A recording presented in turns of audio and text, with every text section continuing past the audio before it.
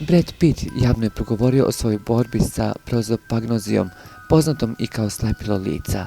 Iako mu poremećaj percepcije ljudskog lica nikad zvanično nije dijagnostikovan, slavni glumac nedavno je ispričao da neki misle da je odsutan, povučen i nedostupan jer ne može da ih se seti.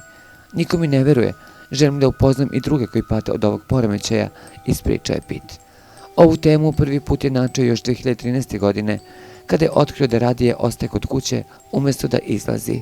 Upoznaš toliko ljudi i onda ih opet sretneš i upoznaješ, rekao je on.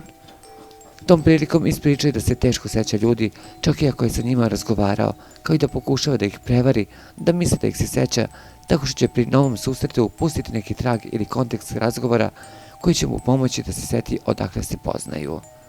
Toliko ljudi me mrzi jer misle da ih ne poštujem, da sam egocentričan i umišljen, požalio se glumac.